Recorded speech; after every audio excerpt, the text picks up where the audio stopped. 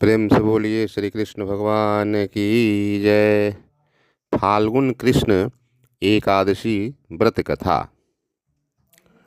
युधिष्ठिर जी कहते हैं कि फाल्गुन के कृष्ण पक्ष में जो एकादशी होती है उसका नाम क्या है। हे वासुदेव, वह मुझसे प्रसन्न होकर कहो। श्री कृष्ण जी बोले कि हे राजन, फाल्गुन के कृष्ण पक्ष में जो एकादशी होती है उसका नाम विजया एकादशी है। व्रत करने वाले मनुष्य को सदा सदा जय देने वाली होती है। उसकी कथा मैं कहता हूँ, आप सुने। उसके व्रत का महात्म सब पापों को हरने वाला है। एक समय नारद जी कमलासन ब्रह्मा जी से पूछा कि फाल्गुन के कृष्ण पक्ष में विजया नाम की जो एकादशी तिथि होती है, हे सुरश्रेष्ठ, उस व्रत को आप प्रसन्न होकर मुझसे कहिए। इस प्रकार नारद मुनि द्वारा पूछे जाने पर पितामह बोले कि हे नारद, सुनो, उत्कृष्ट पापों को हरने वाली कथा मैं तुमसे कहूँगा। यह व्रत परम पवित्र हैं और पापों को नाश करने वाले हैं। यह विजया का व्रत मैंने किसी से नहीं कहा आज तक। यह विजया मनुष्य को जय देती हैं। 14 वर्ष के लिए श्री रामचंद्र जी तपोवन को गए और सीता लक्ष्मण समेत पंचवटी में वास करने लगे। वहाँ बसते हुए उन महात्मा राम की सीता नाम की तपस्विनी स्त्री को रावण ने हर लिया। उस समय दुख से राम मोह को प्राप्त हुए और वहाँ भ्रमण करते हुए उन्होंने मृत प्राय जटायु को देखा। मन में घूमते हुए उन्होंने कबंध राक्षस को मारा। वह सब रहस्य कहकर मृत्यु को प्राप्त हुआ और सुग्रीव के साथ रामचंद्र जी की मित्रता हुई और रामचंद्र जी के लिए बानरों की सेना इकट्ठी हुई। उसके बाद लंका की अशोक वाटिका में हनुमान जी ने जानकी को देखा।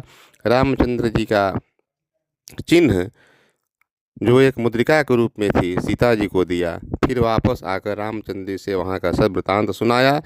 रामचंद्र जी हनुमान जी के वचन को सुनकर के सुग्रीव की सम्मति से यात्रा को चले। बानर जिसको प्यारे हैं, ऐसे रामचंद्र जी बानरों सहित समुद्र के किनारे आकर के उसे कठिनाई से पार करने योग्य देख विस्मित हो गए।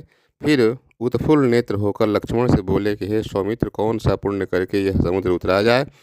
यह अगाध समुद्र जल से पूर्ण और भयानक जल जीवों से भरा हुआ है। कोई उपाय नहीं दिखाई देता जिससे यह सुख से पार किया जाए। तब लक्ष्मण बोले कि हे महाराज, आदि देव और पुराण पुरुषोत्तम आप ही हैं। इस द्वीप के मध्य में वकदालभ्य नाम के मुनि निवास करते हैं। हे राघव, इस स्थान से 2 कोस पर उनका आश्रम है। हे रघुनंदन, उन मुनि ने बहुत से ब्रह्मा को देखा है। हे राजेंद्र, वहाँ जाके उन मुनि श्रेष्ठ से पूछिए। लक्ष्मण का यह अति सुंदर वचन सुनकर के रामचंद्र जी वकदालभ्य मुनि के दर्शन को गए और दूसरे विष्णु के समान बैठे हुए मुनि को प्रणाम किया। मुनि राम को पुराण पुरुषोत्तम जानकर बोले कि हे राम, तुम्हारा आगमन कैसे हुआ। रामचंद्र जी बोले कि हे विप्र, आपके प्रसाद से मैं राक्षस समेत लंका को जीतने के लिए सेना सहित समुद्र के किनारे आया हूँ। आपकी अनुकूलता से जिस प्रकार समुद्र उतरा जाए, हे मुने, सो उपाय है, मुझे बताइए। हे सुव्रत, आप प्रसन्न हो। मुनि बोले कि हे रामचंद्र, मैं सब व्रतों में उत्तम व्रत कहता हूँ जिसके करने से शीघ्र ही तुम्हारी विजय होगी और राक्षस समेत लंका को जीत कर तुम बड़ी कीर्ति प्राप्त करोगे। एकाग्र मन होकर के इस व्रत को करो। फाल्गुन के कृष्ण पक्ष में विजया नाम की एकादशी होती है। हे राम, उसका व्रत करने से तुम्हारी विजय होगी। निसंदेह वानर समेत समुद्र के पार उतरोगे। उस व्रत की विधि सुनो। 10वीं का दिन जब आए तब सोने या चांदी का या तांबे का अथवा मिट्टी का एक कलश बनवावे। जल से भरे हुए पत्रों समेत शोभायमान उस कलश की स्थापना करे। उसके ऊपर सोने की बनी हुई नारायण की मूर्ति स्थापित करे और एकादशी के दिन प्रातःकाल स्नान करे। फिर चंदन माला आदि चढ़ा के उस कुंभ को स्थापित करे। सप्तधान्य के ऊपर जव रहकर कलश को स्थापित कर अनार तथा नारियल से विशेष कर उनका पूजन करे। हे राम, गंध, धूप, दीप और नाना प्रकार के नैवेद्यों से भगवान विष्णु की पूजन करे। नारायण की मूर्ति है, उसका भक्ति से पूजन करे और उस मूर्ति के आगे रात्रि में जागरण करे। फिर द्वादशी को सूर्य के उदय होने पर कुंभ को लेकर नदी में या झरने में अथवा तालाब के जल में स्थापित करके यथाविधि पूजन करे।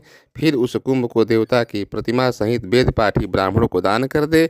हे राजेंद्र, कुंभ के साथ महादानों को दे। हे राम, इस विधि से अपने यूथप अर्थात सेना के अधिकारियों सहित यत्न से व्रत करो, तुम्हारी विजय निश्चित होगी। मुनि के इस वचन को सुनकर श्री रामचंद्र जी ने विजया एकादशी का व्रत किया और उस व्रत के करने पर श्री रघुनंदन जी विजयी हुए।